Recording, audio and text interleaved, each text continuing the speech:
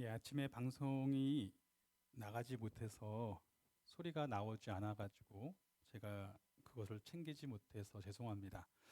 그래서 갈라디아서 4장의 말씀, 오늘 아침에 나누었던 말씀의 부분만 다시 이렇게 녹화를 해서 나누도록 하겠습니다. 갈라디아서 4장의 말씀입니다. 내가 또 말하노니 유업을 이을 자가 모든 것의 주인이나 어렸을 동안에는 종과 다름이 없어서 그 아버지가 정한 때까지 후견인과 청지기 아래에 있나니.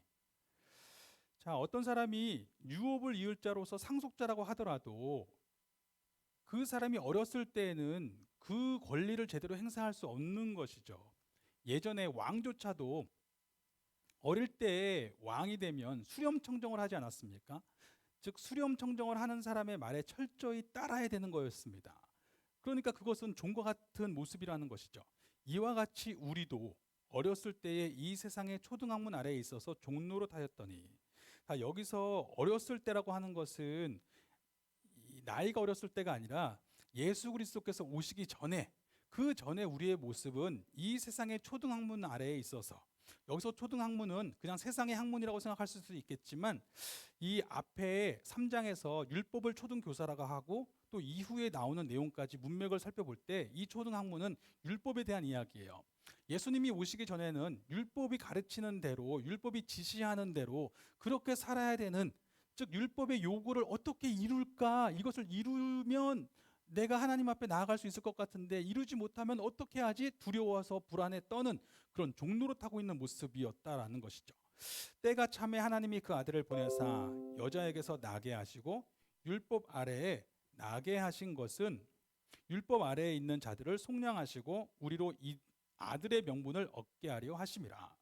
그러나 때가 참에 하나님이 약속하신 때가 되었음에 하나님이 그 아들을 여자에게서 나게 하시고, 즉 예수님이 여자에게서 나서 우리처럼 율법 아래에서 나게 하신 것은 그분이 율법이 요구하는 모든 것을 다 이루시고 또 율법이 원하는 모든 값을 다 치르신 것이죠. 그러므로 말미암아 그 값을 다 치렀으니까 우리가 그의 의로움을 힘입어서 예수 그리스도께 속한 사람들은 속량함을 입어서, 값을 다 치렀기 때문에 속량함을 입어서 아들의 생명으로 아들의 명분을 얻어 살아가게 하신다는 것입니다. 즉 너희가 아들임으로 하나님이 그 아들의 영을 우리 마음 가운데 보내사 아빠 아버지라 부르게 하셨느니라.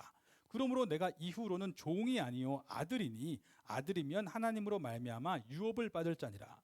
그렇죠. 이제는 아들의 영, 예수 그리스도를 믿는 사람들에게 성령을 부어주셨는데 그 성령은 자녀의 영이에요. 이제는 그 마음에 자녀의 영이 계셔서 하나님을 아빠, 아버지라고 부르게 되었다는 것입니다. 이제는 자녀라는 거예요. 예수 그리스도 안에서 너희는 자녀다. 자유로운 자녀로 아버지와 마음껏 사귐을 누리며 아버지의 자녀의 권세를 누리며 자녀로서의 섬김, 아버지의 집을 돌보는 그 유업을 누리게 하셨다라고 이야기합니다. 그러나 너희가 그때에는 하나님을 알지 못하여 본질상 하나님이 아닌 자들에게 종노릇하였더니, 자 여기서 그때에는 아직 예수님이 오시기 전에 율법으로 살았을 때에는 뭐예요? 하나님을 알지 못하였어요. 자, 하나님이란 존재를 알지 못하였다, 그런 의미가 아니라 하나님과 사귐을 누리는 그 친밀함을 누리지 못했다는 거예요. 늘 이 율법의 종노릇하면서 내가 이것을 지키나 지키지 못하나 이것 아니라 하나님과의 관계를 제대로 누릴 수 없었다는 것입니다. 그러나 이제는 너희가 하나님을 알 뿐 아니라 이제는 예수 그리스도의 의로움을 힘입어서 하나님 아버지 앞에 담대하게 나아갈 수 있는 이 사귐을 누릴 뿐만 아니라 더욱이 하나님이 아신 바 되었거늘. 이게 놀라운 거죠. 내가 하나님을 아는 것뿐만 아니라 하나님이 나를 아시는 거예요. 너는 내 자녀라고. 우리가 기도할 때에 성령님 안에서 가만히 아버지 바라보고 있을 때에 성령님이 주시는 그 음성들을 들을 때가 있습니다. 내가 너를 안다. 아버지께서 말씀하시는 거예요. 너는 나의 자녀다. 내가 너를 안다. 이 말씀이 우리를 일으켜 세웁니다. 그런 존재가 되었거늘 어찌하여 다시 약하고 천박한 초등학문으로 돌아가서 다시 그들에게 종노릇하려 하느냐. 그런데 다시 옛날 율법을 따라서 하나님을 만나려고 했던 모습으로 돌아가는 것입니다. 너희가 날과 달과 절기와 해를 삼가 지키니 내가 너희를 위하여 수고한 것이 헛될까 두려워하노라. 아니 다시 옛날처럼 이제 자녀라서 언제든지 아버지에게 나아갈 수 있는데도 불구하고 옛날처럼 특정한 방법으로, 특정한 규례로, 특정한 의례로, 특정한 절기를 통해서만 하나님을 찾을 수 있는 사람처럼 이렇게 살아가고 있다는 것이죠. 저희 아버지가, 제가 어릴 때 저희 아버지가 워낙 뭐 훌륭하시고 그리고 또 강하신 분이라서 제가 우리 아버지를 어려워하는 부분이 많이 있었죠. 그리고 지금도 저희 아버지를 만날 때 아빠라고 저는 말을 한 적이 거의 없던 것 같아요. 그냥 늘 어릴 때부터도 아버지라고 불렀던 것 같은데, 그런데 그렇다고 해서 제가 좀 엄하시다고 해서 그래도 언제든지 제 아버지를 찾고 싶을 때는 전 찾을 수 있습니다. 언제든지 아버지한테 전화하고 싶을 때 전화할 수 있죠. 언제든지 만나고 싶으면 아빠 만나요, 아버지 만나요 하고 만날 수 있는 거죠. 언제든지 그렇게 나아갈 수 있습니다. 왜냐하면 자녀니까.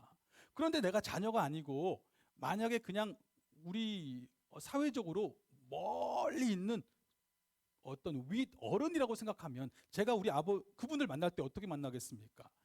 당연히 날짜를 정하고 시간을 정하고 특정한 옷도 좀 차려입고 특정한 방법으로 그분을 만나려고 하지 않겠어요? 그렇게 해야 만날 거 아니에요.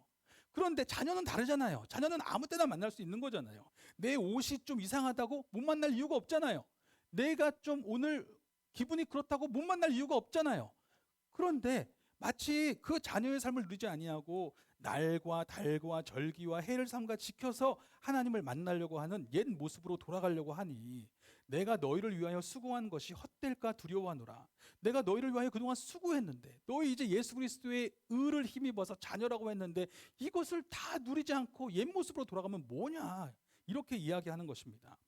형제들아, 내가 너희와 같이 되었은즉, 즉 이 바울이 이방인들을 전도할 때 이방인과 같이 된 것이죠. 무슨 말이냐면 그들과 같이 율법에 전혀 매임이 없이 오직 예수 그리스도의 이름으로 구원받는 것이라고 그들에게 이야기하면서 예수 그리스도의 이름으로 의로움을 입어 하나님의 자녀가 되었다라고 그들에게 선포하고 살아가고 있는 그들의 모습 그대로 바울도 같이 살아가는 모습을 보여준 것이죠. 그런데 이제는 상황이 바뀌어서 그들이 오히려 율법을 쫓겠다고 하는 것입니다. 그러니 바울이 하는 얘기가 너희도 나와 같이 되기를 원하노라. 나처럼 자유함을 누려라. 예수 그리스도 안에서 자녀의 삶을 누려라. 이렇게 이야기하는 것입니다. 너희가 내게 해롭게 하지 아니하였느니라. 내가 처음에 육체의 약함으로 말미암아 너희에게 복음을 전하는 것을 너희가 아는 바라. 너희를 시험하는 것이 내 육체에 있으되 이것을 너희가 업신여기지도 아니하며 버리지도 아니하고 오직 나를 하나님의 천사와 같이 또는 그리스도 예수와 같이 영접하였도다. 바울이 갈라디아 교인들에게 처음 복음을 전할 때에 그의 모습에 어떤 육체적인 연약함이 있었나 봅니다. 어떤 학자들은 아마도 전도 여행 중에 말라리아에 걸리지 않았을까 이렇게 보는 사람도 있고, 또 어떤 학자들은 그 뒤에 나오는 내용까지 생각해서 아마 눈에 어떤 질병이 있었을 것이라고 이야기하는 것이죠. 자, 그런데 이런 거죠. 질병이 있는 사람이 내가 하나님을 막 전하는 거예요. 그러면 들을 때 야, 하나님이 계시면 너 왜 질병이 있냐 그렇게 이야기하면서 오히려 이것을 그들에게 시험거리가 될 수도 있는 것이죠. 하나님이 계신다면서 너 왜 아파 온전하지 않아 이렇게 얘기할 수도 있는 것이죠.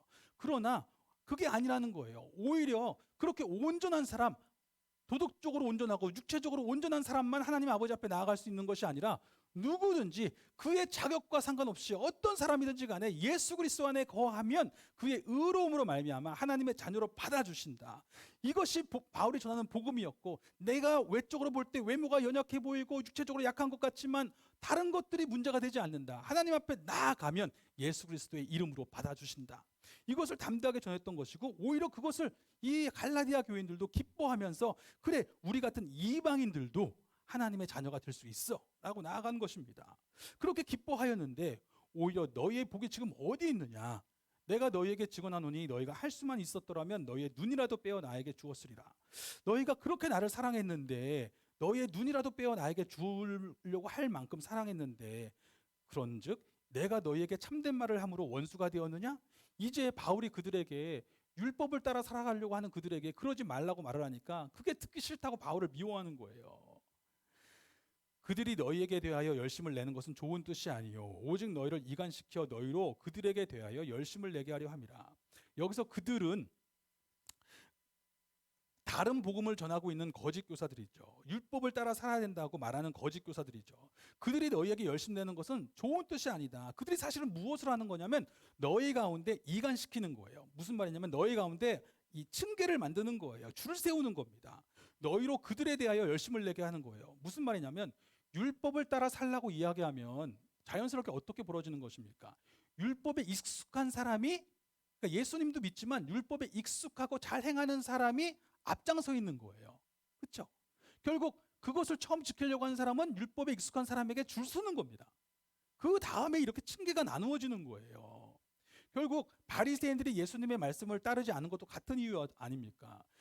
율법으로는 그들은 완벽하기 때문에, 완벽하다는 표현은 적절하지 않지만 율법으로 그들이 정말 굉장한 열심을 보이고 있기 때문에 율법으로 따지면 누구도 그들보다 앞설 수가 없어요. 그러니까 자연스럽게 하나님 나라에서도 그들은 늘 특권적인 위치를 자랑할 수 있습니다. 자신할 수 있습니다. 그런데 예수님은 나는 죄인을 위하여 왔다 하고 말씀하시는 거예요. 누구든지 받아준다고 하니까 그게 마음에 들지 않는 겁니다. 아니, 누구든지 받아주면 내가 그동안 한 수고는 무엇이냐, 내가 지금 가장 잘할 수 있는 이 부분은 무엇입니까? 라고 이야기하면서 싫어하는 거예요. 마찬가지죠. 지금 다른 복음을 전하고 있는 율법을 따라서 하나님을 찾아야 하나님이 만나주신다고 말하고 있는 이 사람들은 결국은 자기가 익숙한 것을 가지고 사람들 앞에서 특권을 누리려고 하는 것이고 그들을 줄 세우는 겁니다. 그건 좋은 열심이 아닌 거죠. 좋은 일에 대하여 열심으로 사모함을 받으면 내가 너희를 대하였을 때뿐 아니라 언제든지 좋은 것이다. 그거 좋은 일에 대하여라면 언제든지 좋지만 지금 이것은 아니지 않느냐라고 말하는 겁니다. 나의 자녀들아, 너희 속에 그리스도의 형상을 이루기까지 다시 너희를 위하여 해산하는 수고를 하노니 내가 이제라도 너희와 함께 있어 내 언성을 높이려 함은 너희에 대하여 의혹이 있습니다. 내가 너희에게 갖게 하였던 그리스도의 형상을 이제 너희가 잃어버리려고 하는데 내가 그것을 다시 온전히 이루기까지 다시 너희를 낳는 이 수고를 내가 두려워하지 않는다. 내가 마다하지 않겠다. 너희와 언성을 높이고 있지만 이것에 대해서도 내가 끝까지 너희를 바로 잡아야 되겠다. 이렇게 얘기하는 겁니다. 내게 말하라. 율법 아래에 있고자 하는 자들아, 율법을 듣지 못하였느냐? 자, 그렇게 율법을 따라 살고 싶어요? 자, 율법 아래에 있는 자들아, 한번 말해봐봐. 그렇게 율법을 따라 살고 싶으면 율법이 무엇이라고 이야기하는지 제대로 들어야 될 거 아니야. 율법이라고 하는 단어는 두 가지 의미를 다 가지고 있습니다. 첫째는 규례예요. 규례. 그런데 그 규례가 어디에서 나옵니까? 모세오경에서 나옵니다. 그래서 두 번째는 모세오경이라는 뜻입니다. 그러니까 규례를 따라 살고 싶어? 그러면 그 규례가 담겨져 있는 율법, 모세오경이 무엇이라고 말하는지 한번 들어보라는 겁니다. 기록된 바 아브라함에게 두 아들이 있으니, 모세오경의 첫 번째 책이죠. 창세기에서 나오는 이야기. 아브라함에게 두 아들이 있는데 하나는 여종에게서, 이집트 여종이었던 하갈에게서 낳고 다른 하나는 자유 있는 여자에게서 낳다 하였으며, 사라죠. 하나님이 아브라함에게 약속을 주실 때에 그의 아내 사라를 통한 아들, 그 씨라고 말씀하셨거든요. 즉 사라도 그 약속을 받은 자유 있는 여자죠. 그런데 이 여종은 다만 여종에게서는 그 육체를 따라서 아브라함의 혈통이라고 난 것이지만 이 자유 있는 여자 사라에게서는 약속을 따라서 자녀를 주신 것이죠. 이것은 비유예요. 다른 거 따지지 말고 초점 하나만 가지고 이해하는 것입니다. 이 문맥에서 이 여자들은 두 언약을 상징할 수 있다는 것이죠. 하나는 신의 산으로부터 종을 낳은 자니 곧 하갈이라. 이 하갈, 이집트 여종은 신의 산으로부터 우리가 받은 언약의 삶과 같은 것이다. 이 하갈은 아라비아에 있는 신의 산으로서 지금 있는 예루살렘과 같은 곳이니, 자, 그 신의 산이 이 예루살렘이다. 무슨 말이냐면 그때 신의 산에서 받은 율법을 가지고 지금 예루살렘, 지상의 예루살렘에 있는 사람들은 또 그 율법에 매여 있는 거예요. 그때부터 지금까지 그 율법에 매어져 있는 모습들, 결국 그 율법대로 살아야만 하나님께 나아갈 수 있다고 생각하면서 날마다 전전긍긍해하는 종노릇하고 있는 모습들, 그것이 그 모습이고, 오직 위에 있는 예루살렘은 자유자니 곧 우리의 어머니라. 예루살렘이, 이 땅에 있는 예루살렘은 그렇지만 위에 있는 진짜 예루살렘이 있다는 거예요. 그것은 무엇입니까? 요한계시록에 말하는 것처럼 예수 그리스도께 속한 사람들이에요. 하나님의 약속을 받고 살아가는 성도들입니다. 그 성도들은 자유자니 곧 우리 어머니라. 즉 자유자 사라에게 주신 그 약속을 따라서 난 사람들이다라고 이야기하는 것입니다. 기록된 바 잉태하지 못한 자여 즐거워하라. 산고를 모르는 자여 소리 질러 외치라. 사라가 잉태하지 못하고 있었었죠. 그러니까 산고를 모르고 있었죠. 그런데 그 여자가 즐거워 외치는 것입니다. 왜요? 홀로 사는 자의 자녀가 남편 있는 자의 자녀보다 많음이라. 사실 사라에게서 낳은 것은 이삭 하나였어요. 그렇죠? 그런데 무엇이었습니까? 하나님의 약속이 그 이삭에게 있었죠. 그 이삭을 통해서 이제 누구든지 그 약속을 믿음으로, 아브라함이 하나님을 믿음으로 의롭다 하신 것처럼 그 약속을 믿음으로 사는 사람들은 다 약속의 자녀예요. 얼마나 많은 자녀입니까? 반대로 이스마엘의 자녀는 계속 혈통으로 낳은 육체에 매여 있는 사람들 외에는 그 자녀가 아닌 것입니다. 그러니 얼마나 기쁜 일인가. 형제들아, 너희는 이삭과 같이 약속의 자녀다. 그것만 이야기합니다. 그러나 그때 육체를 따라 난 자가 성령을 따라 난 자를 박해한 것 같이 이스마엘이 하갈의 아들 이스마엘이 사라의 아들 이삭을 놀려댔었죠. 먼저 태어났다고 자기가 막 놀려댔었죠. 그러나 이제 성경이 무엇을 말하느냐? 여종과 그 아들을 내쫓으라. 여종의 아들이 자유 있는 여자의 아들과 더불어 유업을 얻지 못하리라 하였느니라. 자, 그때에 이것을 가지고 아브라함이 기도하니까 하나님이 사라의 말을 듣고 하갈과 이스마엘을 내쫓으라. 하나님이 그들을 돌보시겠지만 그들은 이 약속 있는 유업은 받지 못할 것이다. 하나님이 사라와 그 아들 이삭을 통해서 주시는 그 약속은 자유자를 통해서 하나님의 약속을 받은 그 믿음의 삶을 통해서 흘러가는 것이라고 분명히 말씀하셨죠. 그런즉 형제들아, 우리는 여종의 자녀가 아니라 자유 있는 여자, 하나님 안에서 자유롭게 그 약속을 받고 살아가는 그 여자의 자녀다고 이야기합니다. 즉 우리는 약속의 자녀다, 자유의 자녀다, 이렇게 이야기하는 것입니다. 즉 이 사장의 결론은 무엇이냐면, 사장의 메시지는 우리가 자유한 자녀의 관계를 받았다는 것이죠. 이제는 예수 그리스도 안에서 그 약속을 믿음으로 우리는 하나님의 자녀로 살아가는 이 자유자의 약속을 받았는데 왜 다시 종의 삶을 선택하려고 하느냐, 이 얘기예요. 그리고 그것에 대해서 책망한다고 나를 미워할 일이냐, 왜 바울이 그것을 바로잡아준다고 나를 미워하냐, 이렇게 이야기하는 것입니다. 우리가 구원을 이야기할 때 구원은 사건이 아닙니다. 언제 내가 구원받았지? 어느 날 구원받았지? 이런 개념이 아닌 거예요. 구원은 뭐냐면 삶에 대한 이야기입니다. 내가 구원받은 것은 어느 날 어떤 사건을 경험하려고 구원받는 게 아니잖아요. 구원받은 사람으로 살아가고 싶은 거잖아요. 당신 구원받았습니까? 라는 이야기는 언제 구원받았습니까에 초점이 있는 게 아니라 지금 구원받은 사람으로 살아가고 있습니까? 이 얘기입니다. 그렇죠? 그럼 구원받은 삶이란 어떤 것입니까? 그것은 관계입니다. 이제 예수 그리스도 안에서 그의 의로움으로 말미암아 나의 모든 죄의 값을 주님이 속량하심을 믿고 그의 의로움으로 말미암아 하나님의 자녀의 권세를 얻어 자녀로서 살아가는 것입니다. 이 관계로 살아갈 수 있게 된 게 구원을 받은 사람의 모습이에요. 나는 자녀입니다. 이것이 선포되는 것입니다. 그런데 특정한 종교적인 형식과 규례와 의례를 통해서 하나님을 만나려고 하면 그것은 종교예요. 우리가 비록 주일날 예배를 드리지만 이 주일날 예배 드린다는 것은 우리가 공동체로서 다 그리스도께 속했다는 것을 고백하고 우리가 예수 그리스도 안에서 하나 되어서 그 말씀의 길을 바르게 가기 위해서 주님이 우리를 공동체로 모이게 하셔서 또 그리스도의 몸으로서 세상 가운데 일하라고 모이게 하시지만, 그렇다고 해서 주일날만 하나님을 만날 수 있는 게 아니라는 겁니다. 하나님은 지금 나와 함께 하세요.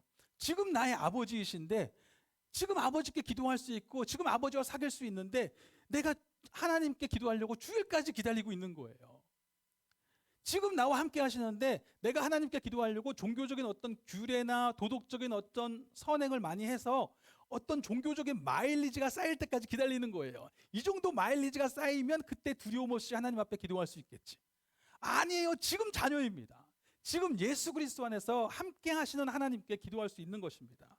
구원받은 삶은 관계예요. 이제 자녀가 된 것입니다. 자유한 자녀예요. 언제든지 하나님께 나아갈 수 있는, 하나님의 자녀로 살아갈 수 있는 자유한 자녀입니다.